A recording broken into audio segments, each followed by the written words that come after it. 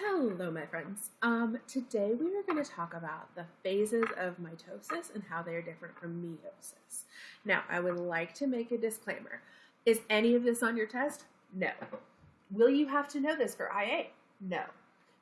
Will you ever see this again? Yes, in ninth grade. Biology. Why is Miss Humphreys doing it? Because why would you not want to play with Oreos? And also, I think it's really important to know how your cells are made and the idea of cellular replication and the difference between sexual and asexual reproduction on a cellular level. And again, who doesn't want to play with Oreos? So let's dive in. Now, we talked about in class that mitosis makes mitose.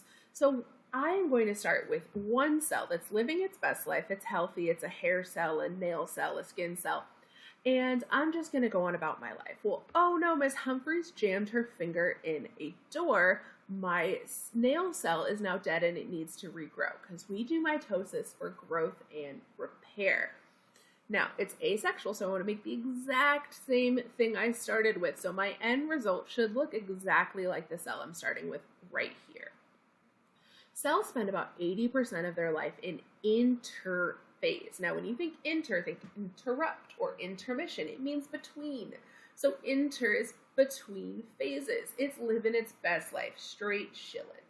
So what happens is we get the signal and our cells are set to replicate, remember, for growth or repair. Your cells didn't get bigger, you grew more cells. So the first thing we do is our cells replicate their DNA.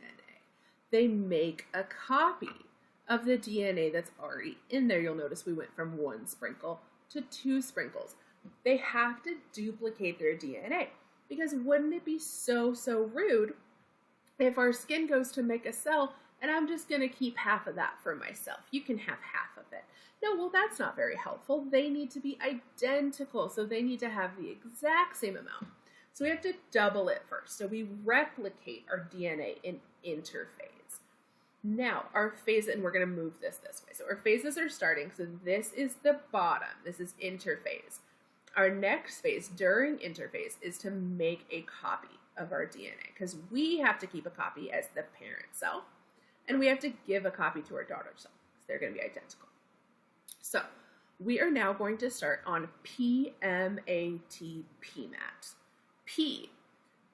The cells start to come to the center. So we have our nucleus that our eukaryote cells have. That DNA is held inside that nucleus. So they're going to combine really nice and tight to make chromosomes. Now we know those as those X shapes. We know chromosomes as the X shape. But I didn't want to confuse you that they're crossing over. They are actually next to each other. So this is a chromosome. They're X-shaped, but they're next to each other. Miss Humphreys is not a talented Oreo artist. So these are X shapes, and they are in our nucleus, chromosomes. Once those chromosomes get, I like to call, caught, those are my air quotes, caught by these little centrioles, our prophase, where they're all hanging out, starts to go to metaphase, where they line up super nice and neat. Remember those elementary school lines to the bathroom at the cafeteria when we would line up nice and neat and straight? They're going to line up so neat. And you'll see I put some lines in the Oreos because they're pulling away. They're pulling away. You'll notice they pull away, and that's prophase, metaphase, anaphase. You'll notice they start pulling away really bad in anaphase. We've now snapped in half and pulled apart. So this little blue guy on this side went, oh no, I'm caught.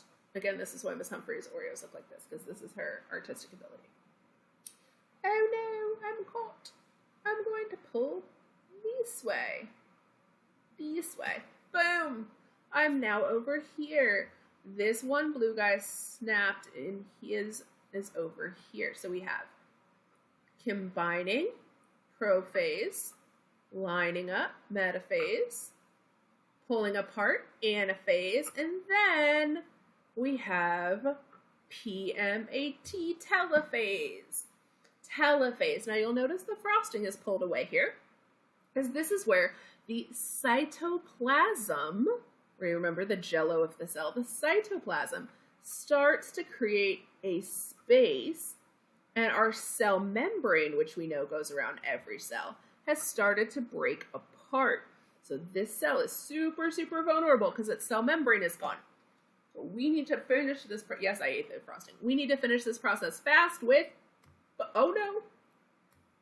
Oh, that was a terrible Oreo break. Cytokinesis. It breaks in half. Great job, Miss Humphries. Woo, you did amazing. Woo. That half of the cell, bloop, comes to be its own cell. And I now have 2 cells. So, Miss Humphries, didn't that only make 1 child? Well, no, technically. Because this friend got cut in half. So he is now a daughter cell. So I start with 1 parent, 1 cell, identical. This cell has 46 chromosomes. I pop down here and I have 2 daughter cells that each have 46 chromosomes. So it's asexual. I end with exactly what I began with. They are identical. They started as diploid, think dip double. They each started with 46 chromosomes and they ended with 46 chromosomes. Mitosis is diploid, okay?